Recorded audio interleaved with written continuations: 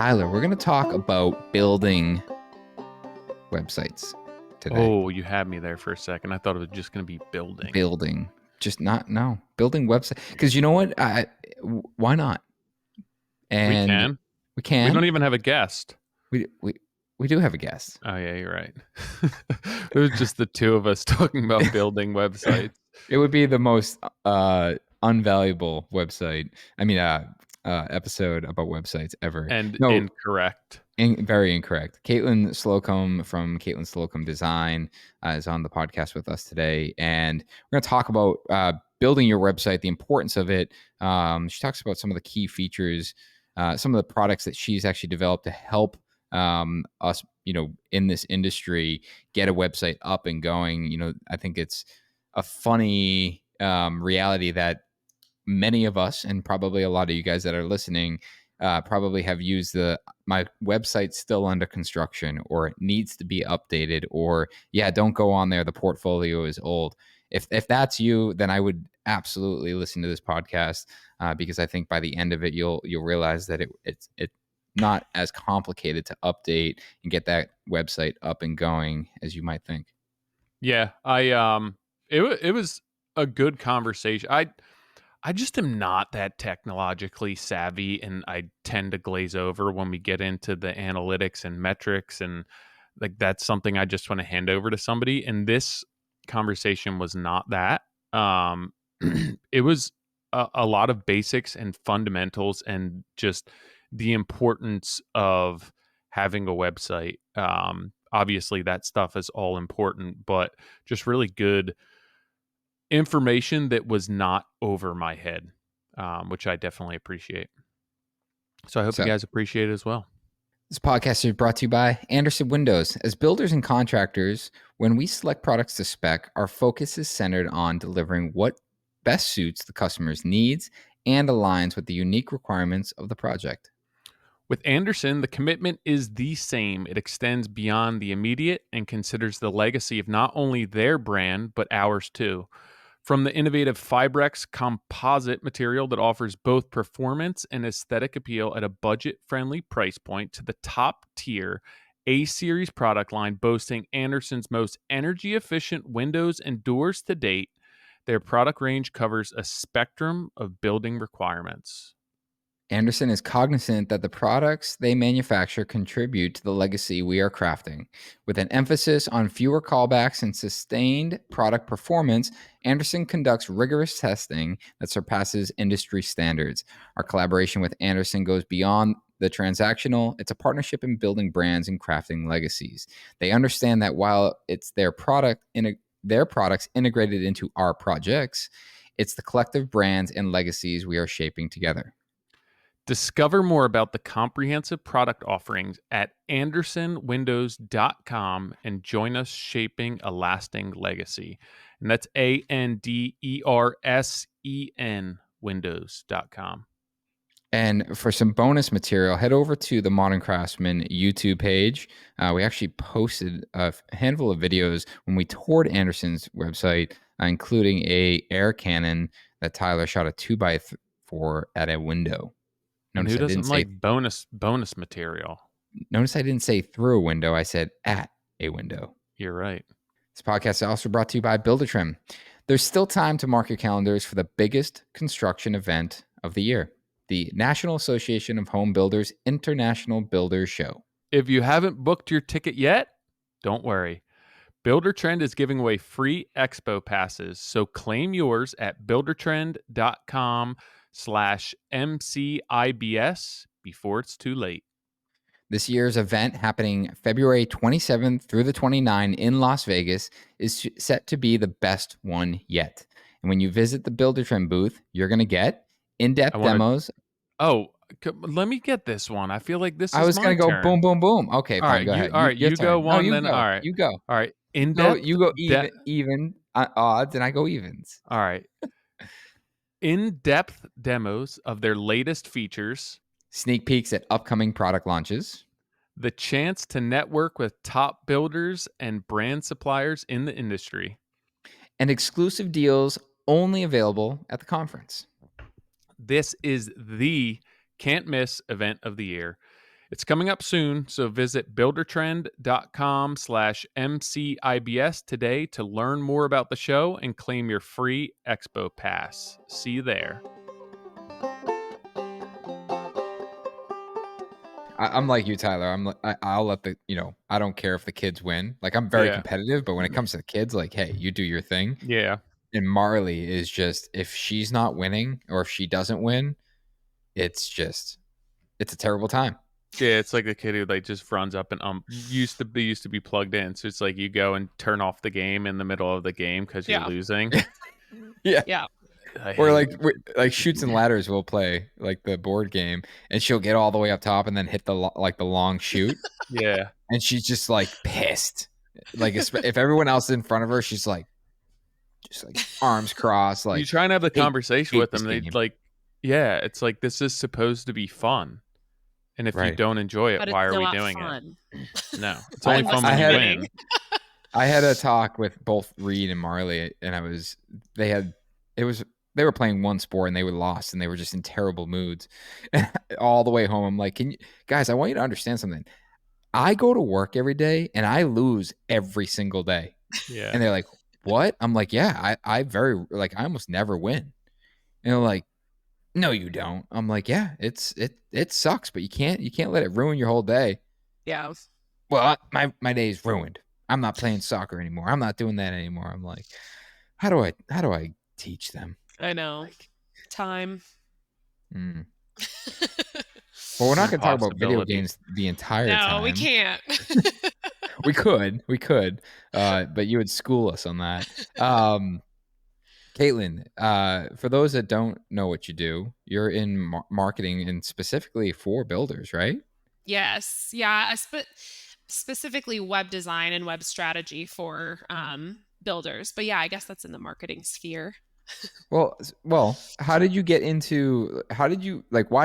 the building niche? Yeah. So when I started my web design business, I guess, I don't know, 5 or 6 years ago, one of the pieces of advice I got was to pick a niche, one that maybe you had some sort of connection to, or they were a type of people you liked working with, or you had past experience or whatever it might be. So from very, very early on in my business, I niched into not necessarily builders, but just the trades in general. Growing up, all of the men in my family owned businesses in the trades. I worked for my stepdad, who still to this day is a successful roofer in Minnesota. My dad and my other grandpa owned an HVAC company. Another one of my grandpas owned an auto mechanic shop. My husband today is an electrician, doesn't own his own business yet, but I'm working on him. But I just kind of like grew up around the trades. And so I was like, yeah, I have some experience here. You know, I have family members in this world. And so that's just kind of where I niched myself.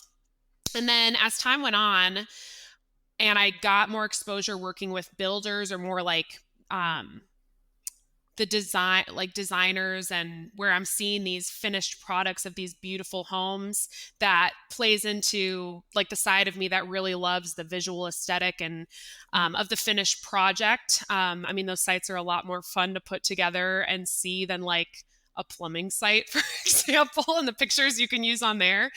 So I was just drawn to the visual aesthetic of what builders and designers do.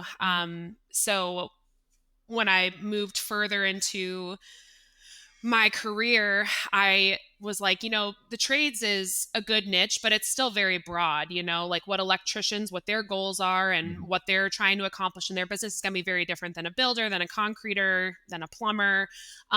So I decided to focus in fully in the builder's niche. And that's kind of how I got to where I am today.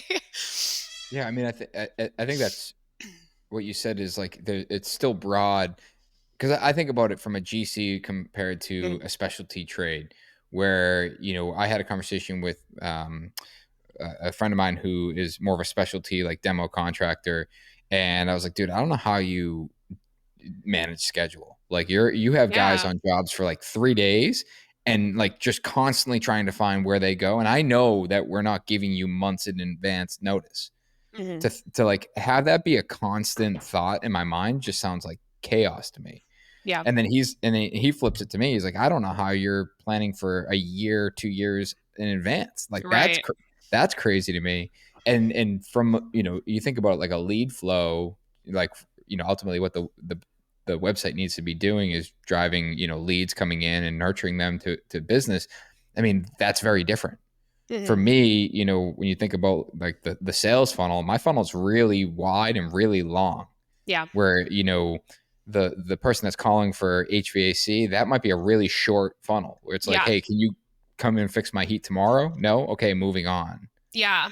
And that's a difference with some of the objectives too, and just the type of clients I work with now that I've gotten into working with builders. Is before I was very geared at like small businesses, doing websites for small business owners in the trades. So I'm working with people who are either like a one-man show and they're on the job site every single day doing the work themselves, and that they have their own goals and what they need, which is usually quantity of leads more than scaling a company or hiring or whatever that might be. And now that I found myself in this builder space, usually the people I'm talking with and working with own the company, have some sort of degree in construction management, have a team who does the nitty gritty stuff, and they're overseeing the big picture things of the business. And so it's just like higher level goals, both important, but it's just a different type of client mindset, growth trajectory. So it's been interesting shifting from the very two different types of people in the construction world. I also feel like when you're starting a business, I mean, maybe keeping like a broader stroke or a broader spectrum may attract more leads, but like to get good at what you want to be good at and to specialize may make things in the long run a little bit easier for you, where it's like, yeah, you come to me because this is exactly what you want and this is exactly what we do, rather than being like, well, we could kind of tiptoe and dance in a little bit of this, a little bit of that. It really, up front, you're limiting your market reach, but in the long run, I think that you are really focusing on what your specialty is and what you're Yeah. going to be good at. Yeah. It lets you become an expert in your field. And I found even when I was working with blue collar very early on, my whole website was very, you could tell I was like in construction, but I still got leads from other types of businesses, from senior living to fitness, like gyms and things like that. So I wasn't, because the concept is like, well, she can still build a website for anybody, that skill is there even if Yeah. I'm niched. So I didn't feel totally cut off from working with other types of businesses. But once I really dove in with my brand photography and the messaging that's on my website and on my social into the builder space, and really specializing and focusing on what they need, and then after working with them, literally I get on calls and I pretty much know, like consult calls, and I know already what they're going to need on their website, what maybe some of the overarching goals are, it really does allow me to just specialize and kind of just like get what they need. And now I have people coming to me because I specialize in sites for builders. So it's just kind of like a way to get a leg up from, like you said, like more of the general web designers, because it's like, yeah, I get what your problems are or what you're looking for. So Yeah, I think it like vets out a certain amount of clients as well too, that just aren't engaging with you because right. they see what you do and it doesn't make sense. Like, well, they don't do, I don't see anything in their on their website or anything in their portfolio that's of this caliber, so let's look elsewhere. Yeah, um exactly.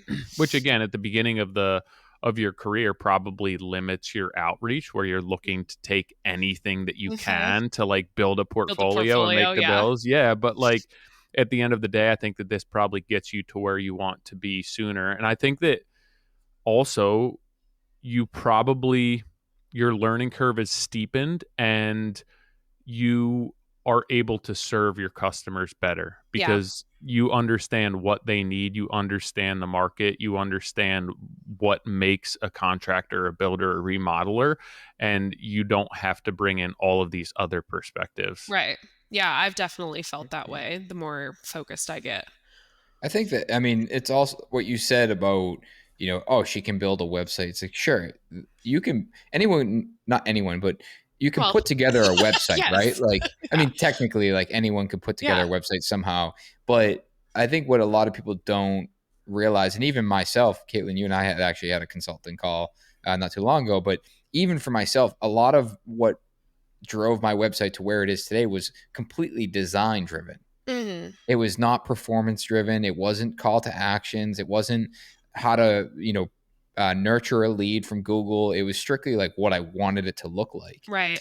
And it wasn't only it was only 6-9 months ago that I sat down with Slash and his team and I was like, hey, I really want to make sure that the website's performing well. Yeah.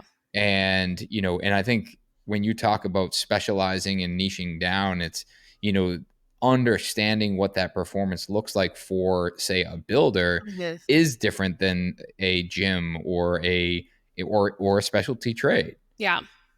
how 100%. are how are you navigating, just from the builder to a specialty trade? Are you, in terms of performance, are you operating that in a different mindset or a different quote unquote template, we'll call it?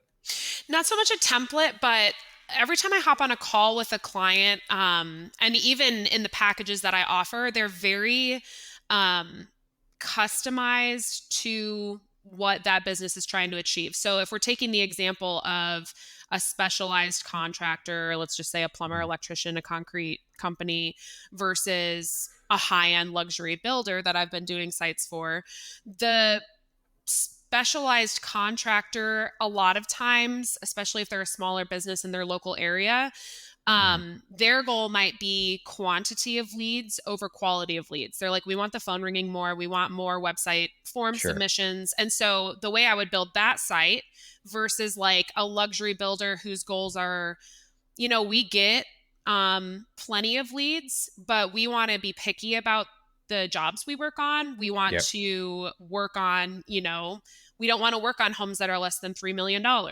That is Mhm. going to be designed very differently than the person who's trying to get quantity versus quality of leads. So every single company I sit down with is going to have some variation of what they're trying to achieve. And sometimes it's something even simpler, like just streamlining their processes. Maybe they want a more in-depth inquiry form where they're able to cut down on the amount of time they're on calls or running around to homes, Mhm. and like they're getting what they need, or they want to grow their email list and nurture those potential leads. So it really just depends on the individual business and what their growth goals are. But that's kind of like, if I had to go back to, 3 or 4 years ago when I was working more with the small business, like specialty contractors, to the luxury home builders I work with now, that's like one of the very common things I see. So like the luxury builder is going to spend a lot more time on their getting their messaging right, putting together a visual design that's going to attract the high end clients. Why It's a lot about messaging. why is messaging so important? Yeah, so that's a very big question. Messaging is important because I would say design and like user experience and the strategy of actually building the site is important, and it primes, potential buyers to actually reach out or make a sale or whatever you want the website to do. But it's the actual words that are on your website that actually does the selling. So I can guide somebody through a beautiful website and put all the buttons where they're supposed to be and get them to the contact form. But unless you can convince them on your site why you're a good fit for them, how you solve their problems, what sets you apart, like you guys are in a really competitive space. And when you're selling a high-end product where people are spending millions of dollars with you, you have to convince them why you're the right choice for all of that, all of their hard-earned money. And on top of that, it's a complex process. And so how do you bring what you do to the user in a way that's like, they know in their head, like, this is going to be a lot of steps and it's going to take a long time and things like that, but simplify it enough for them to be like, okay, these guys got me. I'm going to schedule that initial consult and then work through the process with them. So for a lot of reasons. I think just attracting the right type of person you want to work with, which is going to vary from business to business, to actually convincing them why you're the right fit, why you're the guide for them in this process. And then just building that trust to get them to spend the money on the service that you're offering is essentially or especially important in a high-end market versus like if they're just buying like a $5 product. It's a lot bigger, more risk. So there's got to be more thought into how you approach them and how you speak to them. So, pardon my ignorance. Yeah. When people design websites, it seems as though you have like the back end of a website and the SEO and the metrics and quantifying what your website's doing for you. But then also there's a massive graphic and aesthetic portion of that. So is that generally one person handling all of that? Or is it like somebody specializes in the back end of a website and then maybe you hire somebody to help with the graphics? Or how does that typically work? Yeah, so that's a really good question. So a common misconception is that when you hire a web designer, you're also hiring a web developer. And so the difference is like, I'm trying to think of how to explain this like in a builder's terms, but you have design and then you have the function or the actual build. So you might have an interior designer. Let's say an architect. So an architect designs, how the building is going to flow, what it's going to look like in general. And then the builder is the one who comes in and actually puts it together and brings it to life. So designers and developers are like that, where the designer is going to focus on the user experience, the visual design, the graphics, how the website is laid out. And a developer is the one who actually goes in and makes it happen and puts in all the functionality, make sure buttons are linked up correctly, make sure pages go where they're supposed to go. Not all developers have the SEO experience, but that's another part of it, is making sure that it's optimized for search engines. So they're doing all the things that actually brings the designer's vision to life and making it work and function. There are some designers who are also developers like me who can do all of it, but that's not always the case. Sometimes you're hiring a designer and then you can hire a developer, give the designer's work off to the developer, and they actually are the ones who build it and make it function.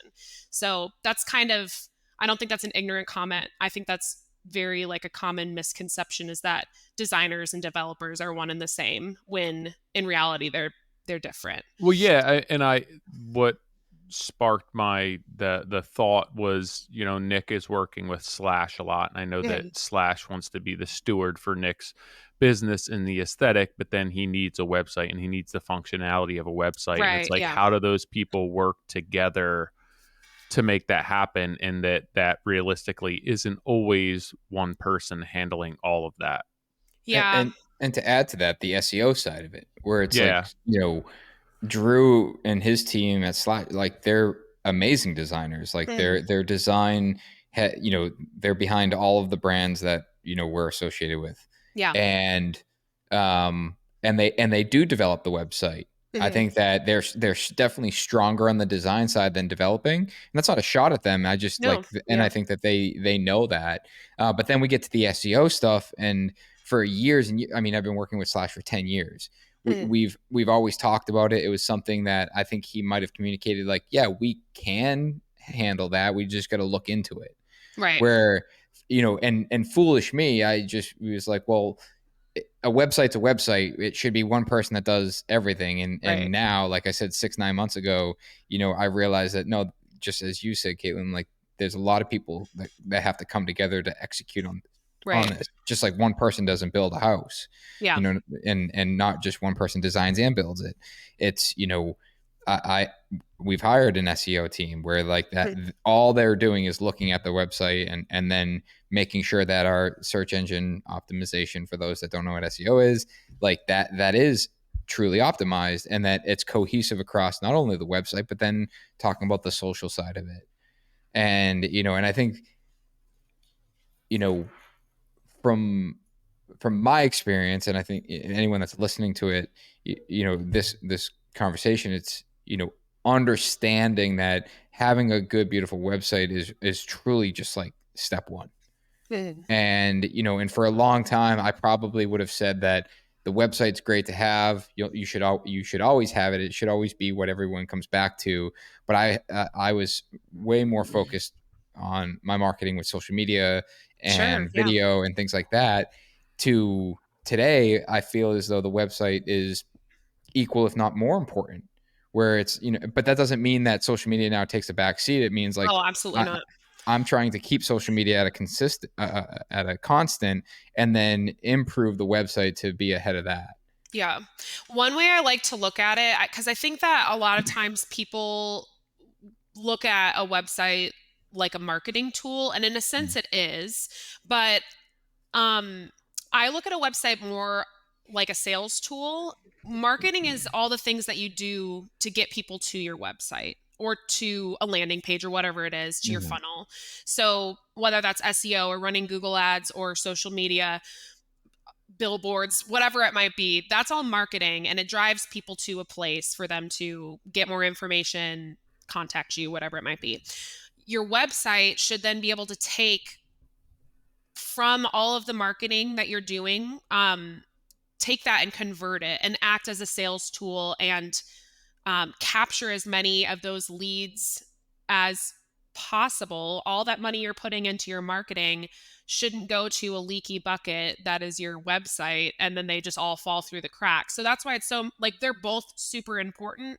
I've built a lot of strategic websites where it's like the website's sound and it's ready for all of those, but then it's with builders who don't have marketing. They're not doing anything, and so we're waiting to see it perform because they actually need to drive people to their website. They're two very different things. So having them both, like you guys, you've been doing a great job, Nick, on your social media and your YouTube and all these other channels to get people to your website. So now it's making sure, like, okay, I want my website to be an effective sales tool and capture as much of that as possible. I think that's just like a really important distinction, is like, just because you have a website doesn't mean people are going to find it. That requires marketing. And just because you have marketing doesn't mean your website's going to perform. Like, they are kind of like two different aspects to focus on in your business. It's funny. I was on social media the other day. I was scrolling on Instagram, and I came across an ad. Just the other day. Just the other day. Actually, like 20 minutes ago, right? You're going once every few days. Listen, side note, when I get that screen time report on Sunday, like afternoon from iPhone. Mine hasn't been coming up lately, now that you say that. Yeah. It must have shut off. I must have broke it. I went into my settings the other day, and it was like you can limit how much time you're on particular apps. And I got all the way to that setting, but I didn't set it. No, well, I was like, it's not like you're mindlessly scrolling, right? No, I mean, once the kids are in bed and I sit down on the couch, I definitely mindlessly scroll for an hour. But my point is like, I came across, it was an ad for, I don't know, like some clothing brand. And I was like, oh, I like that shirt. And I clicked on it, and I literally, all I had to do is hit Apple Pay, and it would have paid and shipped to my house within two clicks. Yeah. And so I did it, and I went back to what I was doing, and I stopped, and I was like, so easy, man, if that was any harder, I would have never bought that shirt. Right. And no barrier to entry. Yeah. And it's the whole Amazon thing, right? Where it's like, it makes it super easy to buy. But I think my thought process went to my website and thinking about building. It's like, you're absolutely right. It's a way bigger investment. And I'm not saying that someone's going to hop on the website and click buy now, and next thing they know, I got a $5 million contract in my inbox. It's not going to work like that. Hey, maybe one day we'll get there. But the point is if someone's on your website, how do they contact you? And it's that, I think that's the part that a lot of people are missing. And I think it was you that actually called attention to our homepage when we went through that initial call. Is like, there's a lot of call to actions, but they all do different things. And I remember going through I remember hanging up and going on the website, and I was on the homepage, and I'm like, if I'm a new customer and I want to work with them, here's a button. I click it. Oh, it just brings me to a different page.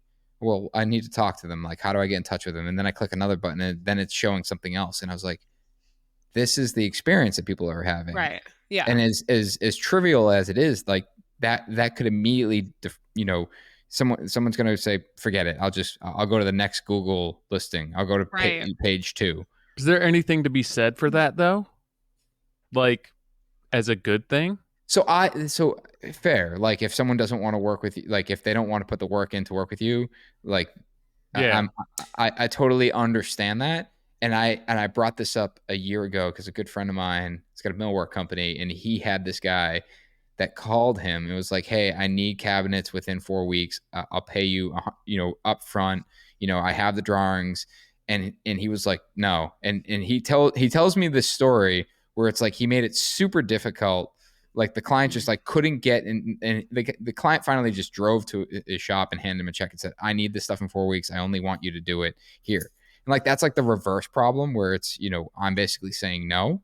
But I don't think I fully agree, Tyler, is like if they're not willing to work to get in touch with me, yes, like someone that's that willing to work with me, that puts the work in to find the contact form to fill it out, sure, like that doesn't necessarily qualify them in that moment either. Yeah. And but you can't assume that of all your website visitors either. So people just on websites are very impatient. And if they don't find what they're needing quickly, like they're just gone. And you could be the most reputable company in the world and a perfect fit for them. And I think it's a good balance. I think making it easy to get in touch, but still, like, you have a lot of valuable information on your website, and it's not that I think that you should remove those pages at all.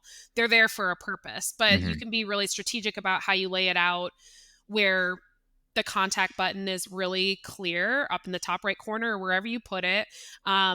It's the main call to action. And then like my favorite place on a website is the footer, because it's like, it's the catch all of everything that you have to offer. And it's very common knowledge when people go to a website. It's like, if they can't find what they're looking for, they're going to go to the footer, and then they can see all the links throughout your site. Yeah. I mean, I went to your website before the call, and I opened your homepage, loaded, and I didn't even look at the page. I scrolled all the way down because I just wanted to get to your Instagram. Yeah. I was like, exactly. I know it's going to be on the bottom. I'll scroll on the Yeah. bottom. Yeah. But it can be hard, like, to your credit. It's even looking at my own site, because we're actively involved in it, I'm like, oh, it's so easy for people to get in touch with me. I constantly am having my business coach or my copy guy, I'm like, please go on my website and tell me where things are confusing, because when you're so involved in it, like, you just miss stuff. It's your own business, and you're like, oh yeah, obviously they go here, but it's not obvious to everybody who lands there. So it's really great to get other opinions. Yeah. Like, hey, just go on my site. Like, what's confusing? I don't know. Just start collecting some of that information, because we're kind of like, we have rose-colored glasses with our own business. Totally. And you think about, all those people that are leaving, how many people are you missing out on, of an opportunity, whether it's to start a conversation or to fulfill a sale. Right. And separate note, I had someone called me today, and she's helping with recruiting for hiring. And she goes, hey, I've been calling you the last couple weeks, but you haven't been picking up. But I realized I was calling a different number. I was like, what number? She goes, the one in your signature. And I was like, oh, the office number? I'm like, yeah. And she said, yes. I'm like, well, that should be linking to my cell phone. What's it do? She says it rings like 6 times and then just goes to a dial tone. I'm like, that's literally the number. Yeah. That is the number that is on my van, the web. Like, no. I was like, how many phone calls am I missing?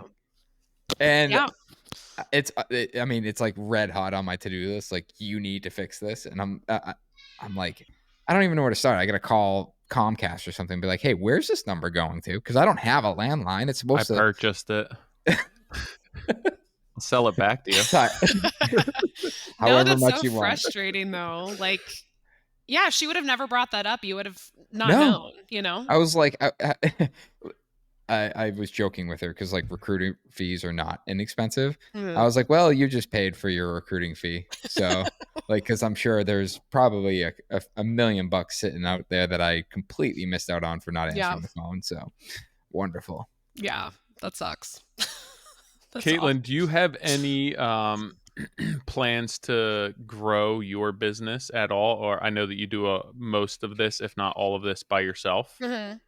Yeah. So for me, so I have two little ones, 6 and 4. And when I started my business, I wanted something for myself. I really am career oriented. I love working with people. So it's been really awesome. I have my third baby on the way in June. So I have plans for growth. Congratulations, by the Thank way. you. I have plans for growth, but to be honest, I don't know. I've gone back and forth with this a lot.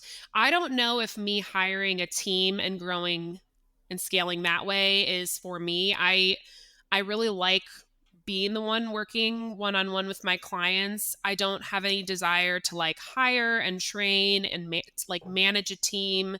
But there are other things I'm looking to do, like I am launching a template this next month, launching a template next month for builders who either don't have a website or they have one that they hate and they need something simple but really high end, that they can take the template, put in their information, put in their photos, and get launched quickly. So that's a way for me to generate some passive income and help more builders looking to just improve their website performance, even with the basics of website strategy. So that's something I have going on. And then also just like trying to streamline my processes a little bit instead of me trying to be the person who does everything: design, development, SEO, copy. I've really been working on building partnerships this year with people I trust who I can bring in to do things like, I still want to do design and development, but I need to bring on people who are experts in copywriting, who are experts in SEO. So when I'm taking on a project, it's less for me to do. I can focus on what I'm good at and then let them seamlessly come into the process and do what they're good at to better serve my clients. So as far as numbers growth, no, but some passive income opportunities, and then just like getting some good partnerships to streamline my services. So how do you intend to market that template and get the word out about that template other than the Modern Craftsman podcast? Yeah, social media. I didn't even plan on bringing it up on here. I finally this year, I hate social media. I just feel like I don't know if I have like I'm a perfectionist, and so if I don't like how something looks, or like I just spend so long on making like one little post. So I finally invested in getting a social media manager this year, and they're starting next week for me. So I'm working very closely with them to let them know when I'm launching a client site, we're planning for this template shop launch, and those kind of things. And she's very in tune with my goals. I'm like, I have a baby coming in June. We'll do a soft launch in February, and we'll ramp it up the couple months before maternity leave to get the word out and like kind of keep me going for a couple months until I come back to working on one-on-one client projects. But I finally hired somebody for that and delegated that to be more, I want to be more intentional on social media. Yeah, I mean, it's I think, I'm basically an owner operator, and I find efficiencies, and like you, I have a very niche market that affords me an opportunity to remain small, but it still is tough with the family and work, and being able to hand some stuff off definitely makes it a little bit easier. But I think that that's a great idea. And the trouble I see with our industry and websites, and the majority of contractors not having websites, is so many businesses are these small owner operator type businesses. And it's like, well, I have all these word of mouth referrals and customers, and I don't and it's like this badge of honor to not advertise and not have a website, and like I don't have my name on my truck. And I get it, but to offer something to these people to legitimize themselves, or have a landing page, or like display their portfolio, advocate for who they are, is so important. And to create something where people can get their foot in the door without having to have a fully customized website tailored to themselves is a really great idea. Yeah, thank you. I get so many of those calls still where it's like, businesses who have been in business for 20, 30 years, it's like, we've never advertised it. It's that same conversation. Like, it's amazing when they can build their business on word of mouth referrals. But one thing that's always interesting to me is when you get a client and they're like, yeah, somebody so-and-so referred me to you, but you don't know how many people were referred to that yourself that didn't reach out, because just the nature of how people are with them wanting to vet out a company, even if they're referred personally, like your kind of instinct is like, oh, okay. And then you go look up their website or look what they have online. So they're still just like, you could still be missing people just by not showing up. And you would never know. You would never know that those people didn't reach out. So yeah, just giving them something simple where it's like, it's professionally done. It's not just a thrown together website, because like really you are going to attract what you put out there. If you have a thrown together, chaotic, messy site, like it's going to represent your company in a terrible way. So something that's put together nice, is professional, and it's set up for those results of just getting people to reach out and have a conversation. Yeah, I'm excited about it. I just, because it's just me and I only work with a certain amount of businesses a year, I'm really excited to see how this goes and how many more businesses I'm able to help just with like even just a basic web presence. So yeah, I'm excited to test it a bit and see how it goes and how people are able to do it. So again, pardon my ignorance with this, but is this like a one-time purchase? You have really like no input in this unless they reach back out and want additional services? Yeah. So I designed a template on Squarespace, which is the platform that I use. It's like a 5-page site. And then I put together, so when they buy it, they get a confirmation, and then they get a link to... Probably just Braxton Hicks. Don't worry about it. or my coffee or something. But they get a link to the template. Sorry, I lost my train of thought. But then they also have a page where I have put together like video training. So I walk them through each page. I'm like, okay, on the home page, this is the information that you're going to put in. This is how you, swap out an image. This is how you swap out text. This is how you link your buttons. And they go through the videos. This is definitely for a DIY savvy like person, not just like anybody, but people who like to DIY. So they'll go through my trainings, update the website, make it theirs. And then, videos on how to walk them through connecting their domain and launching. And then I have follow-up steps in place, like more like communication from me, like how are things going? I want to make sure that they know that they're not alone. And if they need further assistance, I do have they can submit a support ticket and still get assistance from me if they have questions.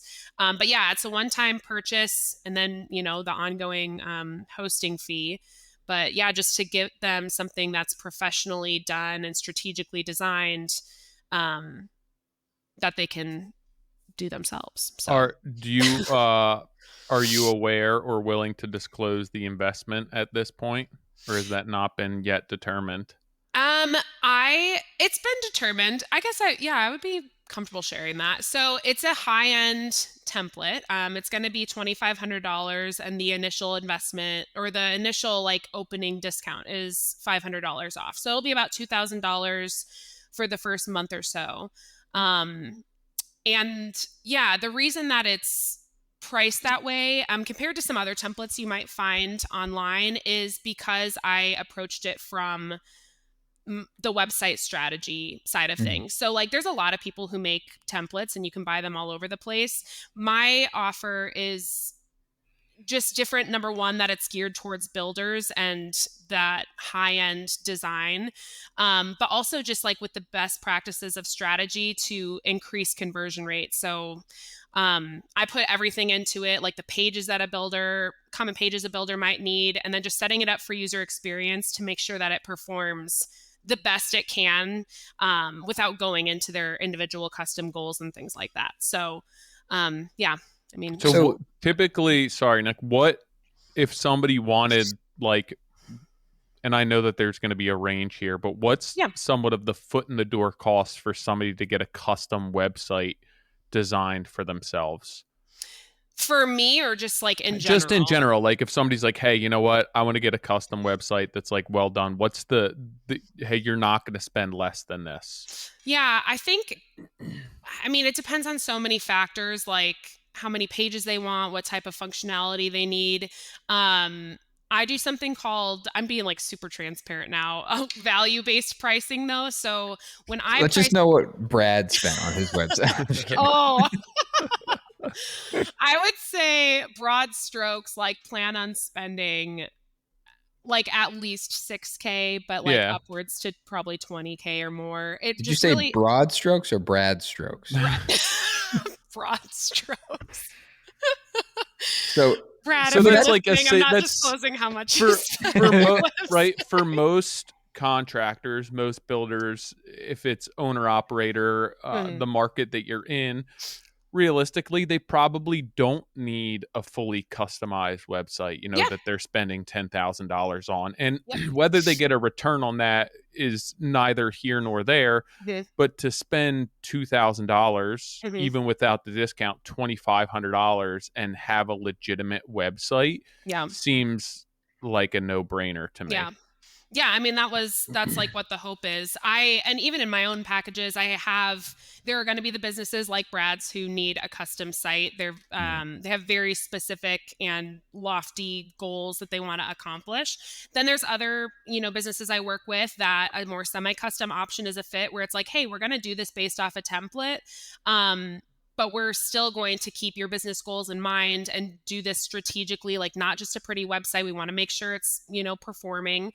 And then the template, or I have like a done in a day service where it's like, we're going to get you a simple website set up, get the basics for you. That's going to be, that lower, like more $2,000, $2,500 range.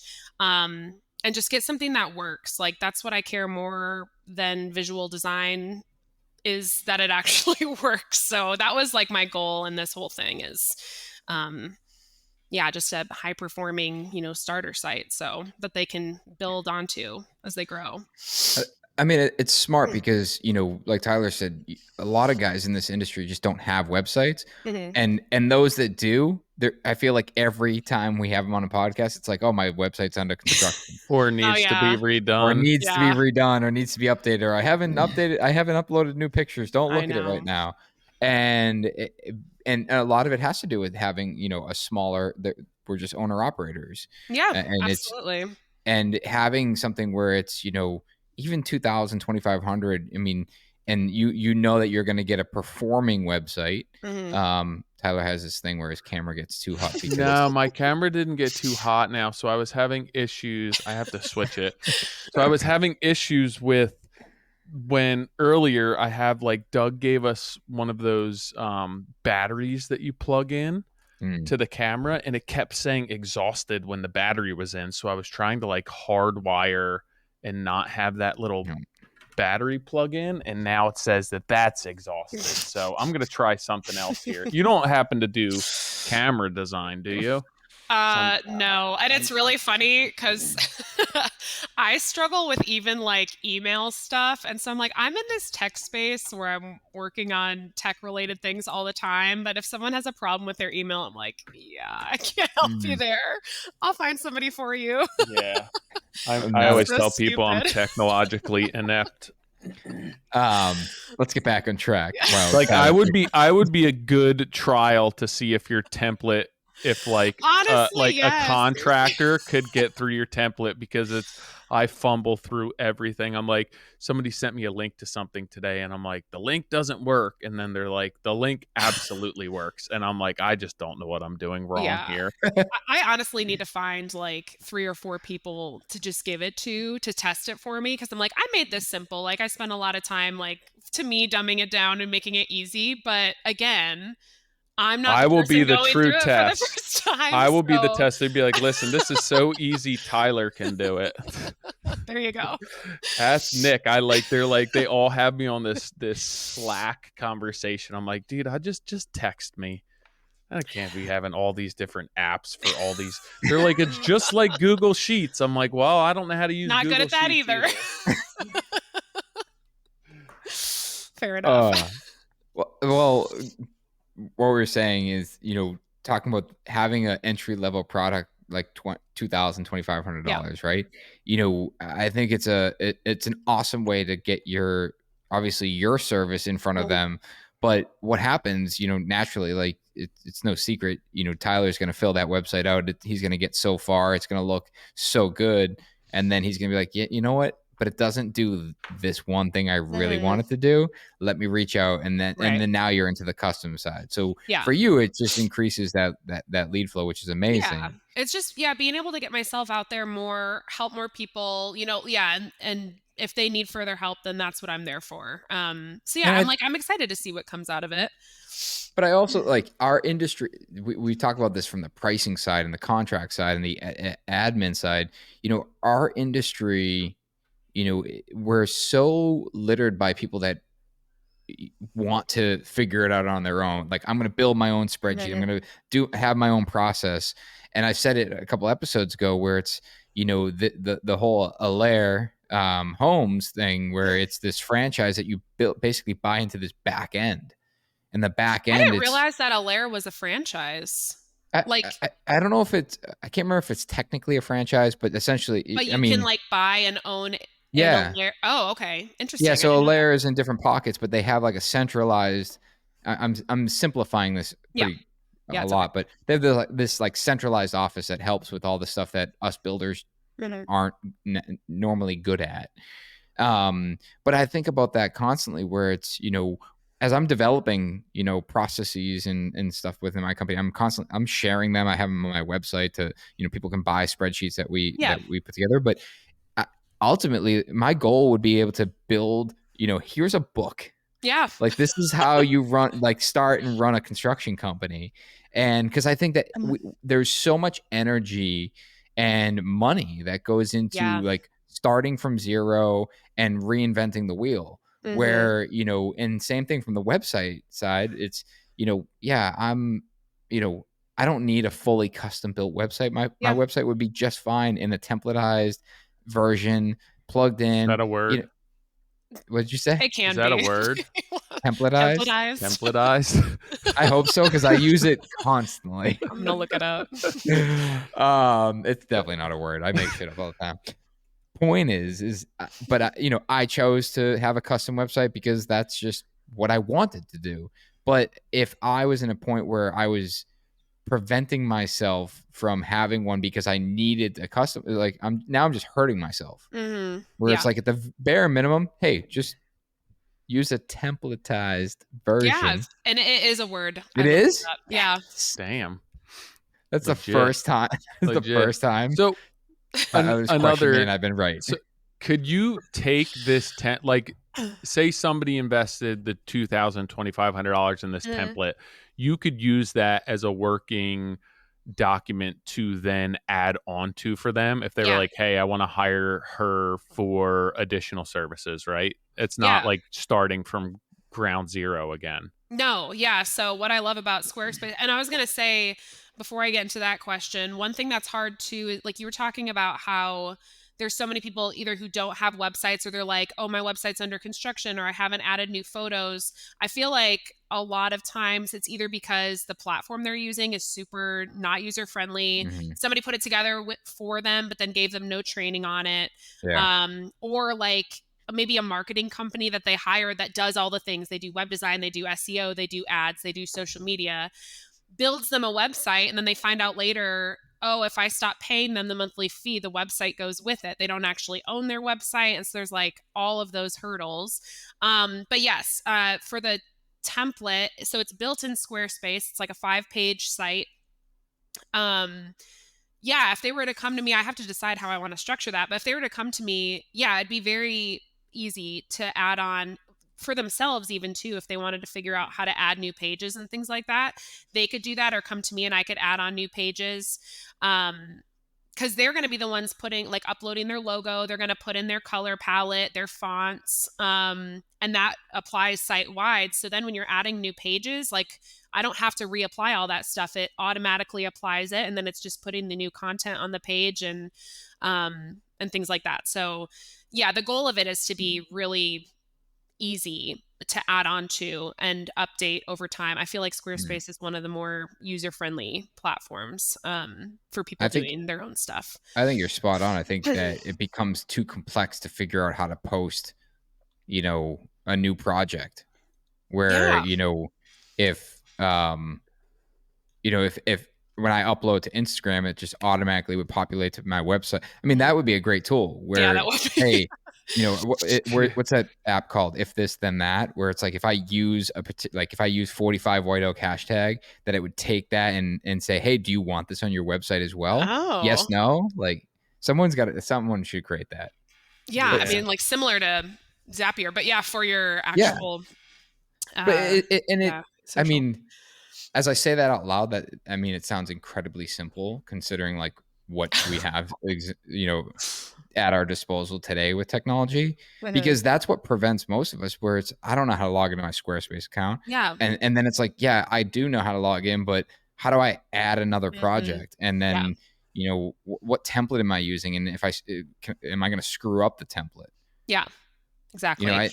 And I mean, at least for me, Slash uses Webflow in the background for all of ours, and he's given me login permissions, and I've logged in, and I'm like, What do I do? I am not touching this stuff. I'm this looks crazy. Sorry, I was gonna say I'm a designer, and anytime I have to deal with somebody's WordPress site, like as I'm working on like migrating it, I'm like, what do I do in here? It's just so confusing. Yeah. And I think it's just because I'm not familiar with the space, but yeah, like just some of them are not intuitive. Webflow is amazing. That's a platform I haven't worked a lot on. But yeah, I also don't think it's the most like customer facing, user friendly platform. I don't know, even though I could make money off of like retainer services and stuff, and I do offer it because some businesses they don't have the desire to update their site, and if they can pay me a pretty low fee and have me do that, and that's one thing off their shoulders, then all the power to them. But I don't like when people feel like they're enslaved to their designer or developer. It's like every time they need an update done, they have to reach out. And so I always provide training to my clients.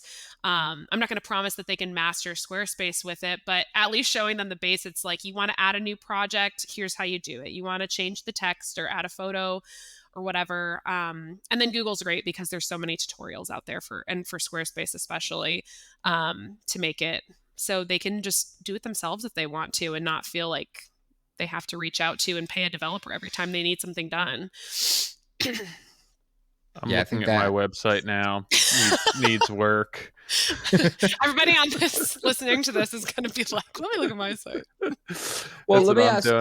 Dude, I haven't even thought about my website in so long. I'm like, I guess I'm a good candidate for this podcast, but I like. It's funny because I remember when I first got my website done, and it was 10 or so years ago, and maybe some pictures have been updated since then. But like my photo on my website, I'm definitely 10 years younger than I am now. So you did it on purpose. Yeah, for sure. Young. Let's keep it that way. But I remember how valuable it was to me. And how much my business changed through that. And it's important and like a reminder that it's not a one and done. Well, I was going to say, so how do you feel about that now? Like, has it lost its value to you? Definitely. Like, I'm not proud of it anymore either. And it's like definitely dated. It hasn't been updated at all. And it's not something like, I don't send people to my website now. And it's not even like, I think that if you Google my company name, enough stuff comes up that I've used it as an excuse that like you don't have to go to my website to find out who I am. Yeah. But I would love to have something that were more updated and had, and maybe I'm just completely wrong in thinking this, but like there's more that I offer than just the work that I'm doing through my business now. Yeah, like what? If you had like your dream site, how would it be performing? Like, what would it do for? Well, that's part. I guess that's part of my question as well. It's like,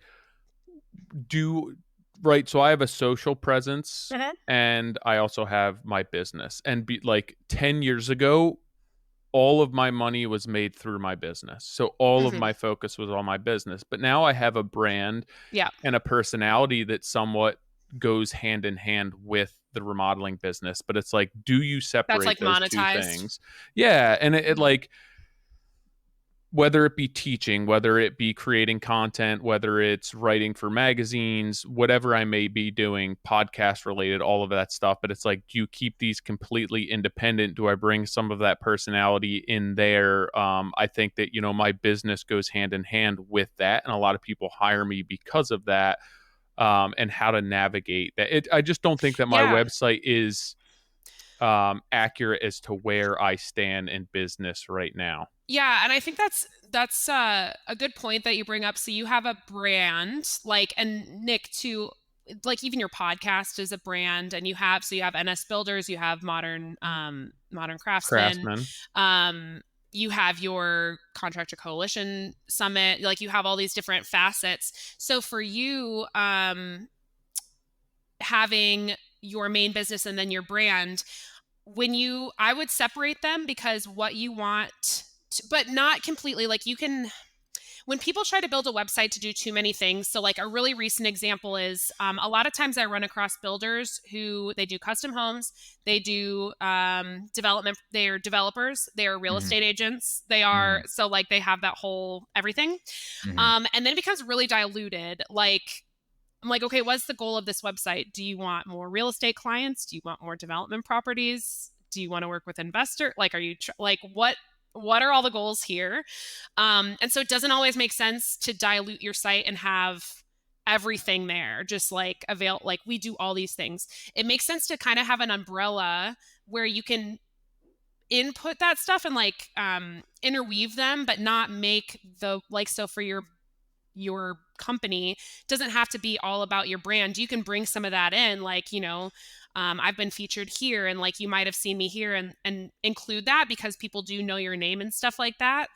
But what you would want to accomplish on a site for your brand, which might be more speaking opportunities or whatever it might be, versus your business, which is to book more projects, are completely like two very different goals that need to be approached for those two very different goals. Correct. Right. And two different not completely again, but like two different audiences too. Like so for Brad's site, for example, he's got his brand and his podcast where he attracts a lot of, he's got this facet of his business where he's like trying to engage with more partners, get more people on his podcast. He's like, one of his goals was to be a resource to people in the building industry, but that wasn't going to be the main focus of AFT. That was going to be attracting his high-end residential clients.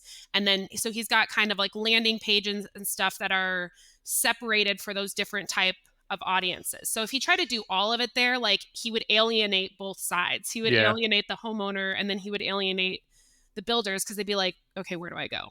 What am I looking for? So yeah, it's the same thing. I'm looking at this guy Nick Schiffer's. he has a business website. He's got nickschiffer.com. Yeah, so that's his brand website. Yeah. It's legit. You guys are legit. That's what you need, is you need a brand website, and then you can focus on, what do you do one-on-one coaching, Nick? I think you do. Yeah. Or like, brand consults, speaking opportunities. You have your swag, your store, your podcast stuff. So this is like Nick as a person. And so this is going to be very different than NS Builders. That's, working on attracting. And that's one of the things. So going back to Brad for a second, like that's one of the things I really liked what you do with his site is it's very simple. Like it's direct to the point. You get to his website. You see the call to action. You can look at custom homes. You can see team, and you can see the portfolio, and that's it. And and for like that's what you want to be attracting when and for a long time, my personal brand and my business brand and even the Modern Craftsman, it was always there's always these overlaps. Yeah. Mhm. And it's, Tyler and I talk about it constantly, where it's like, how do we clarify what we're doing? Right. And like, what is the difference between me doing something for Nick Schiffer versus me doing something for Modern Craftsman? Right. Like, how Is do it you one and the interweave same? Like, them? Right. and it's something that we're working Well, on. it's It is tough too tricky. because that's like somewhat of an upsell as well. Like you want them to overlap, and you want people to understand that they're the same, but you also want them to understand that they're different, because it's like, hey, if somebody hires Nick Schiffer, at some point that content and that collaboration is Mhm. going to overlap with NS Builders, which may have a larger outreach than Nick Schiffer. So it's like, yeah, that's a value add, but at the same For time, it's like them, for them, yeah. but then it's But muddy for me, where it's like, exactly. like when GMC was like, hey, we're going to give you a truck for a week. And then I'm like, okay, I'm fine to do that on Nick Schiffer. They're like, no, we want you to post it on NS NS Builders Builders. Instagram. And I'm like, Exactly. well, of course you do, but how am I just going to like, hey, check out the GMC I'm driving for the week? It's like, I I gotta get give it. it Like, back. I totally get it, but it's just, and that's where it got to a point where it's like, all right, Yeah. well, I have to create a separation. And ultimately, what is the big picture? Do I want to be a personal brand, or do I want to be a custom home builder? Right. And there needs to be kind of a North Star, and everything can lead up to that, but it can't be both. Right. Yeah. It is Not in the definitely same, not in this with the same effort, I should say. Yeah, it's definitely tricky balancing that. And it's something I want to spend more time in this next year or two, like figuring out, because I am coming across more and more clients like that have, I mean, Brad was the first that I had to, he was the first client I had that I had to balance this. And then since that, now when I'm hopping on calls, I'm seeing that more and more. Not like everybody has like this big brand, but it just like weaving in the other aspects of their business where it's like we're not taking away from what their primary goals are, but like you said, they are interwoven sometimes, and you have to be really strategic about it. So yeah, it's a tricky thing.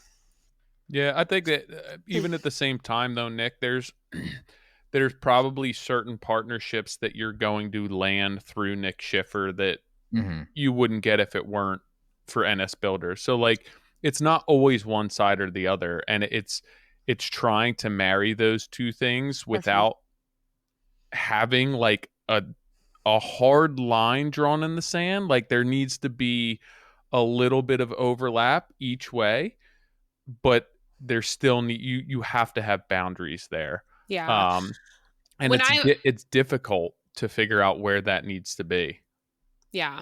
When I would go to, if I would go to your site, Nick, I would just assume because it's for building custom homes that your key demographic is homeowners who want to build Yeah. a custom home. But then it's Right. hard because like and similar to Brad, if you go to your social media, you have so many builders following you because they want to see, like if you said, if I could just write a book that's like how to start a construction company, you have all of those builders who like want to see how you do things. Mm-hmm. They're following along. So it's like you have that builder demographic that follows NS Builders, but they're also not your they're not your target audience there. So, Right. but you don't want to alienate, like you said, you might get referrals from there from other builders or partners Yeah. or, and so it's like, that's still valid. It is, and But yeah, it's so tricky. it's the shiny object syndrome, Mhm. and where it's like, if I'm gonna get a DM saying Damn, from some, purple couches on Nick's website. Holy cow! Sorry, I do have a and a purple little couch, dog with the wagging tail. He's cute. Rocco. What was I saying? I don't I don't know. know. I was just watching these all look like they're like slow-mo videos panning across. Then all of a sudden it's like A little dog, dog. live Yep. action dog. I had that conversation with Doug. I'm like, hey, put the dog in there. Everyone loves dogs. Yeah, it's a little fluffy dog. Who's not going to like that dog? But I mean, the shiny object syndrome, where it's, you're absolutely right, where I could just focus on building homes, and then all of a sudden I get a builder that reaches out and refers me because he follows what I do and appreciates what I do, or an architect says, hey, I love all the how-to videos, and you walk them through the process. It really creates value behind what you guys do and explains the tremendous amount of work that goes into it. I'm like, shit, like there is value to this. Yeah. And 100%. it is, that's the like that is the difficulty of balancing it, and understanding like how to create separation, but Yeah. keeping it kind of all under one umbrella. Right. As Tyler said, it's like there is cross pollination between Mhm. all of it, and it's but there has to be like the ultimate goal. Yeah. Where I mean, I can't remember if I just said this, or this is when Tyler said something about the dog, but I know I'm going to get someone DMing me after mentioning like, oh, I should write a book, and someone's gonna be like, yeah, if you write that book, I will buy it. Yeah. And it's the same thing. Like we spent, I talked about the handbook we put together, and a bunch of people were like, I want that handbook, so I threw it up on Yeah. my website, and it's like, here, you can download it. Yeah. and Absolutely. and it's because people want the shortcut. Mm-hmm. And I've paid and bought documents and asked for documents from other builders. Like I have a whole folder on my Dropbox. I don't think I've ever used any of them, but I'm Yeah. I'm I'm the curious same enough. way in my industry. And like the first course I ever took, because I didn't go to school for this, I was self-taught out of necessity. Mm, Um, but the first course I ever took was not about how to design websites. It was how do I run a web design company, because mm, I can learn how to, design sites. I can pick a platform and practice and, and that kind of thing. I want to know how to actually like run a business, because there's so much more to it than just designing totally. sites. Like I need to develop processes and systems. I want to know, like you guys have insider knowledge of like, what's a CRM you endorse, and that has really been helpful. What's, how is your process of onboarding and offboard, like whatever it might be. It's those fast track things that would take somebody forever to try to figure out on their own, that is just so valuable to just be like, just show me the shortcuts of like getting this thing up and running, and Mm. then you can perfect along the way. And yeah. Do you think that there's anyone who wouldn't benefit from a website, no matter how small they are? No. I don't think so. But I could be biased. I mean, obviously, it's your business. Like, it would be foolish of you to say no. Well, But to be fair, I mean, I don't do a lot of very small sites. And I would say, even if you just have okay, I'll take it back. If you're going to DIY your site and it looks awful, it's better to not have a website.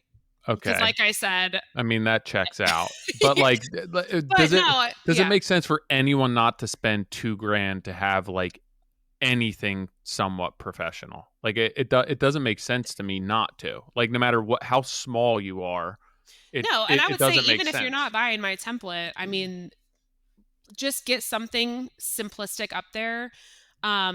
It's just the nature of how people are, especially like now that you're going to be working with, we have a lot of companies that have been around for generations, and they're used to Mm. doing business a certain way. But like everybody you're going to be doing business with now, like coming up, is they grew up in the technology age. So they're going to be Googling you. They're going to be looking you up, Mhm. vetting you, reading reviews, just seeing like if you're legit. And so that's just an easy way to just establish some instant credibility if it's done the right way. So I would say at the very least to just have a presence that's like, hey, this is who we are. This is what we do. We want to talk to you, and give them a way to get in touch, I think is invaluable. It's just the nature of how people do business now, Yeah, I don't. even if they're referred to you. I think with the prior generation, or like our parents' generation, Mhm. and construction companies and T-shirts with their logos, and they're all like, I feel like everyone shared one of 4 logos Yeah. that you could get. They were all the same. It's Things have changed now, and I think that people do take more pride in their logo and their Their business and brand. marketing that. Yeah. Yeah, like marketing themselves, and they understand that. So obviously, assuming that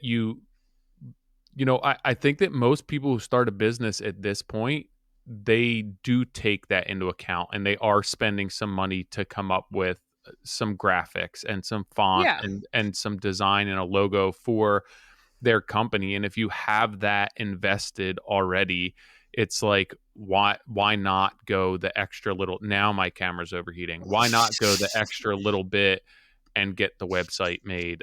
You already have all of that stuff Yeah. and invested in all of that. I think back to like my dad's generation. It's like, if they were to, not that we had the internet, but if they were to get a website made, it's like, well, first you have to come up with the logo. Then you have to figure out what you actually do for a business. And then it's like, maybe we can get the website made. It seems a lot easier with everything that we have going on today. Yeah. I mean, with all the web builders, and I'm not even going to tell, like, I don't think that everyone should spend.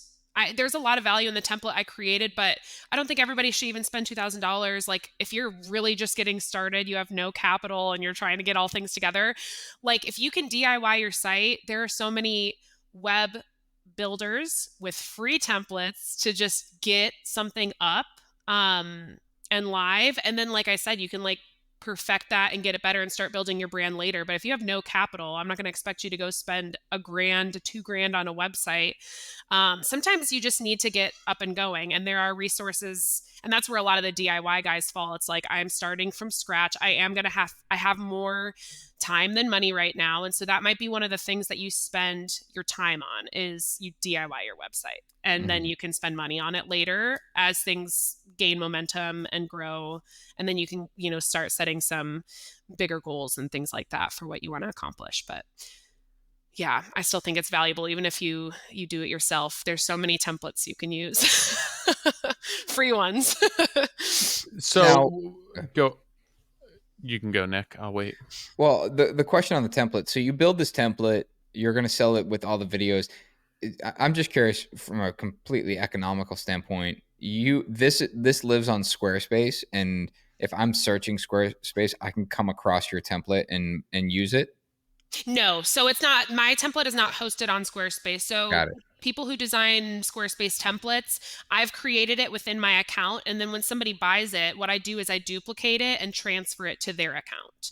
Oh, so there's a manual process to it. Yes, there is. There is somewhat of a manual process. So anytime a sale comes in, I'm duplicating the site, double checking it, make sure everything transferred correctly, and then I'm sending the duplicated site to them. So then they get. Could you not host it on Squarespace, and I assume they take a fee, but then you're making royalty off that, right? Am I wrong? If I had it on, I don't know that. Like the people that build Squarespace templates, I assume that, like, if they sell that template for $1,000, they probably take $300 and you make $7. I don't know what the split is. So people who usually build Squarespace templates host them themselves, or they have them within their account and they do a similar process. And sometimes they'll partner with, like, there are some plugin and template shops that are very Squarespace specific that they can advertise their template on just to get more eyes on it. If you search Squarespace templates, I would not come up in like a Google search. I'm thinking, like, but there's so many tiers. There's so many tiers to this where it's like, you could sell the template. I'm getting super like granular here, but you could sell the template for $1,500, and then you could be like, I guess. Yeah, but then it's like, but you can also, if you want, for an extra $1,000, I'll walk you like, here's all the video on how to do it, and then it's like, and then tier 3, where like offer packages, where it's like someone can download one of my labor calculator that's on the website, where it's like they just download, they get it, $50, now it's theirs. It saves them 2 hours of their time. Or if they want me to walk them through it and help them fill it out, it's like, okay, well, that's more money. Like that's an additional hour or 2 of my time that needs to be compensated. No, that makes sense. I was just curious. The other question I had is, this might be a controversial question, but like, what is your take on like using these offshore companies for web design, or like things like Upwork? And I know that there's good and bad to Upwork, but like, just generally speaking, you hear it's like, well, why would I spend $2,500 with Katlyn? I can just hire someone in the Philippines and they'll put my website together for $13. What's your general thought on that? Yeah. So when I first started my business, I was on Fiverr and Upwork too, and it was a great way for me to build my portfolio. And there's great designers on there too. I guess it just depends on what your values are. If you are short on cash and time and want to get something up quick, then yeah, I mean, by all means, you can hire a designer or freelancer on Fiverr and Upwork. I'm not going to talk negatively about those sites at all. You're going to run into I don't know. I still hire people from Fiverr and stuff for certain things. You have to vet a little bit more. Like you're going to have people from other countries. Um, you don't necessarily know what their skill sets are. They can write out their bio and show a couple like pieces of work. But you're giving them just like keep in mind you're giving whoever you're working with access to your site. They all have different time frames on how they can do stuff. They all have different levels of capabilities. And so it's just like you have to go through a vetting process, and you might find a fine designer on there. I don't know. I'm not going to talk. It's a fine option to go that route too. Mm-hmm. And I'm not threatened or whatever by that. I know like where my value comes in is like if you Yeah. want a website that's not just like a pretty design, which a lot of people go to Fiverr and Upwork for that because that's what Mm-hmm. people think they need in a website is like, oh, I just want it to look good. Well, Like I you said said, that Nick. earlier. Yeah. Yeah. So like if that's a lot of the mindset that people bring to their website. That's Mm-hmm. not the mindset I bring to a website. It is important to be visually like pleasing, and that is a big part of it. But I just bring something different to the table where it's like Totally. these are website strategies in place to help with conversions and performance more than it just being a nice looking site. So for Mm-hmm. the people who are just starting out and it's like, yeah, I need a basic website up with a contact page and I just need a presence, like then Fiverr Upwork might be a good choice for them. Mm-hmm. Mine's a little bit more gauged towards people who is like, they might not have a website, or maybe they have one that's like ugly and it's just like I'm not getting any leads, and they're starting to notice it in their business. It's like this is a waste of space. I'm not Mm-hmm. excited about it. It's not like it's just crickets. We get no leads from our website. Then the template's a good fit because it's built to help you get those leads and Yeah. those conversions. Yeah. So it's just a different like No, approach, I guess. totally. I mean, Yeah. we've used Upwork ourselves internally for Yeah. helping with writing, but it's it can be a shit show. Like you Yeah. could hire 15 writers and they all be terrible. We happen to have one that ended up being really good Yeah. that we worked with for over a year. But it's for those that don't know, it's basically a contract website for Yeah. people that You can contract primarily are. freelancers. Yeah, that are just in there where it's like they can basically put up a fee and help you with Mhm. a bunch of different things. I just hired Um, somebody I just hired somebody on Fiverr to do something on a client side of mine, and it wasn't anything that was going to break it or anything. I needed a very specific type of functionality that I did not have the development skills to do. So I spent like $250 hiring this person on Fiverr, and I was like, I really hope this is going to work like the client wants it to work, because otherwise that's just money out of my pocket that I just spent for this to not work. And it ended up being fine. But yeah, I still use those platforms when I need to sometimes. Yeah, it just depends on what you need and what's important to you at like different stages in your business. Yeah, I I, think it's just like anyone else. They're two different things. Yeah.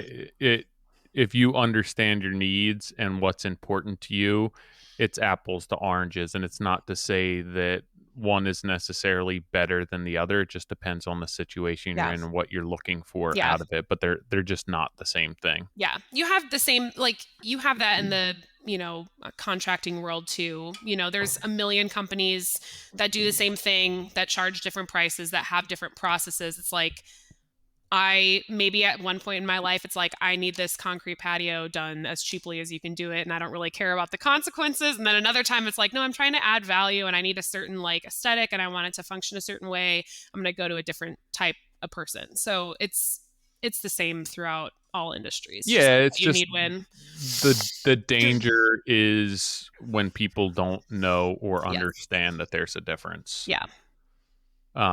Which you could talking till you're blue in the face trying to advocate for yourself in that. But sometimes it's just like, that's just the way it's going to be. It is. Yeah. And I don't fight that battle really. If somebody wants to go to Fiverr, Upwork to get something done, like, it's not competition to me. It's just, it's not a good fit, and that's okay. Right. Totally fine.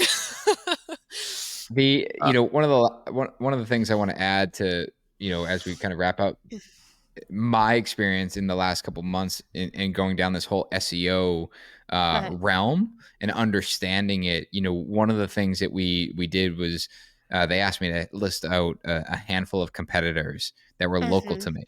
So we did that, and they ran all these reports to let me know like who's doing a better job on their website, which was super interesting. But one of the things that they came back was like, you're actually positioned really well because of how much content you've produced organically through social media. And to the point where they estimated that my runway to get from where I am in Google to first page listing on Google was cut by like 50%. Oh, yeah, I would imagine so. Content is like super important. And the more content you have out there, the easier. Now, it might just be a matter of like tweaking your content to include the keywords and things that you're looking for on Google. Yes. But if you have the content, yeah, absolutely. And another thing that I don't know if they were looking at NS Builders or Nick Schiffer. NS Builders, yeah. You've through all these other channels have been building that brand too, and it's way easier. Like if you have brand recognition, like if somebody searches NS Builders, like you're going to show up everywhere. If you can build that brand where people want to search that instead of like Boston Home Builders or whatever, like that is so much more powerful too. If people actually, because most people don't search a business by its first name because there's just not that brand recognition. So they're looking for everybody in that sphere. So I think that, with all of your marketing work, with your brand, both Nick Schiffer and NS Builders, it'll speed it up a lot. Yeah. So like just point being is anyone that's listening to it, like thinking about the website, it just goes to show that, the marketing still matters. As you said in the beginning, it's you still need to market to get people to the website. They're just not going to having a good website. It's not going to just magically have people show up. Yeah. Yeah. And one thing that Google is really Google and other search engines, before there would be kind of like skeezy things that could get you to rank higher. Like, you'll see sometimes old websites that have a bunch of keywords stuffed on the bottom of the page and things like that, like all the locations they serve and different stuff. When in reality, what Google prioritizes more now is that user experience. So that's both like, does your website load fast? Are people staying on your site? And they're only staying on your site if they can navigate it smoothly and they're not getting frustrated and confused and leave. Are you providing resources that make people stay on your site, whether that's a blog with really helpful tips that are relevant to them or like a free download? Google is prioritizing the value that you bring. The longer that people are going to stay on your site, the more Google's going to be like, okay, these guys are providing like a real service, and they're going to want to prioritize you in the search results. So it doesn't have to be complex. Like there are complexities and technical things about SEO that's still important, but if you can just get into the habit of creating authentic, helpful content for the people you're trying to serve, it's going to serve you very well on your website in SEO. Yeah, and that's what it came down to is like, for a long time I felt as though it was overly complex, and now it's just a matter of, no, we're doing what we need to do. It's just a matter of refining the process, refining keywords. Yeah, into more of the technical aspects of it. Yeah. Damn, look at this. Email just came in. Huh? I asked somebody how they found me, and it says, "Hi Tyler, I just did a Google search. I'm looking for someone local in Medford with quality ratings." So that led me to you. Nice. Yeah. That's awesome. I don't need a new website after all, guys. I'm good. Let's wrap this up. Live. It came in through my website, and I responded this morning. Like I always ask people how they found me. How many of those do you get a month? Website inquiries? I don't know. I get a handful a week. Okay, that's good. Depending on what you want, yeah. Yeah, and it's not the worst. Sometimes more, sometimes less. I definitely got more when I first started my website. but I'm really just not active in doing anything with that. So Yeah. it's probably people just Googling me and then all of that stuff coming up. It's not my website. It's definitely not my website. But you know what? They found your contact form, and that's what's important. Exactly, they did. It's true. The one thing I need to switch is that my contact form still goes to one of my old employees as well. Oh no! What? It's like an email I made up for them like a long time ago. Is this somebody who still works for you? No. It's on my list of things to change for like 2 years. That's on your red list too. The phone number Ryan, and the email. who used to work for me. It, like when the inquiries come into my website, they kick to multiple, like my email, and then I guess his email at some point got put on there. I don't know why. You can update that. It's over there. Yeah, Nick, when you change your phone, inquiries. Yeah, Nick, when you get your phone number sorted out, shoot me a text, and I'll change my inquiry on the website. I actually opened up the Comcast business website just so I knew I had to do that. Yeah. Forget about it. Incredibly. This has all been very interesting information to me. I have a general sense. No, interesting, good for sure. I have a general sense, and a bunch of information that we've had, either myself listening to podcasts on website design or people we've had on. We really get into the nitty gritty in the back end and the SEO and the quantifiable metrics of website. And I think that this conversation turned into something just a lot more palatable and approachable for people who don't want to be absolutely overwhelmed. Yeah. So I think it was like a really good informational podcast where it just was a lot of basics as to what makes sense and what you should be doing, and not like very high level information. Good. So for somebody like myself, very useful, because the other conversations I'm just like, I don't understand, and this is going in one ear and right out the other. So I appreciate it. It was all really good, interesting, useful information. That's my goal. That was my goal, like right when I started my business too. I'm like, I know these worlds tend to come across really complex. Like if you land on a web designer, marketing, or SEO agency website, it's just like very high level talk. And I think you can alienate a lot of people when it could be made a lot more approachable. So that's usually my goal. Yeah. Well, it was great. It was very useful. Good. Yeah, I appreciate you, Katlyn, coming on, and thank you for having me. Congrats again on number 3. Thanks. It'll be a journey this year for sure. Oh, of course. What do you have, boys or girls? I have 2 boys. My husband's really rooting for a girl with this one, but now I'm kind of like comfortable with boys. I'm like, why switch it up? Just have another boy. Have they all been surprises? No. Well, no. Nope, they haven't. My husband's, I have the anatomy scan in 3 weeks. But he really doesn't want to find out, and I do, but he was like, if you find out, you can't tell anybody, because the last pregnancy, I found out and I was like, I won't tell you, but I told his mom, and then his mom accidentally slipped. And so he's like, okay, if you're going to find out, you can't tell anybody, because I don't want to know. And so I was like, that's as bad as not finding out. So I'll probably just wait and let it be a surprise. But we didn't find out with any of ours. You didn't? No. Was it so exciting in the delivery room? Yeah. I mean, I just feel like it's one of those things that in today's day and age, you can like truly be surprised about. Yeah. And at the end of the day, it doesn't matter. Like as soon as the baby comes out, it's just like, well, of course it was a girl, of course it was a boy, like this was what was in there the whole, and like it doesn't matter. No. So we didn't find out with either are, and they're both girls, and like it just doesn't matter. It doesn't matter. And I just have to keep reminding myself, like, because I don't care either way, and it'll just be fun the day of, and we have all the baby stuff, so it's not like if it's a girl, she'll wear some boys' clothes. Who cares? I went to my bins in my garage. I picked out all the gender neutral clothes I could find. They wear a white onesie like for like 6 months. Yeah. So we're good, and it's like summertime, so it's like they will literally just be in a onesie, not anything else. There you go. Awesome, Katlyn. Thank you so much. Yeah. Thank you, guys. Yeah, appreciate it. Have a good one. Dude, the website, I mean, I'm like eyeballs deep in it right now. It's just super interesting. The specifics on how, like, what makes a Eyeballs deep. high. Is that the saying? Isn't that a saying? Is it I what? thought it was the Knee less deep? I. I thought it What? was less I and just Oh, balls deep. yeah. No, I'm more than I'm more than Eyeballs. knees deep. I'm more than Yeah, balls your deep. I'm eyeballs, eyeballs ears deep. deep. I'm ears deep. I am forehead deep in this shit.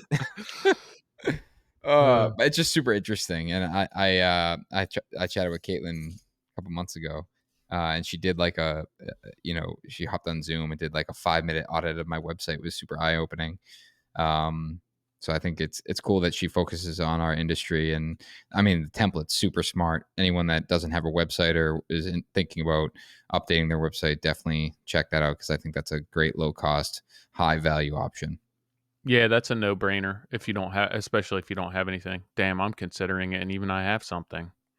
Yeah, so You if you know? want to, we didn't even mention, but if you want to check her out, it's Katlyn, Katlyn, Slocum, Slocum, design.com.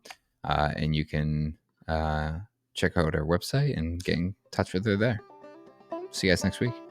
Adios.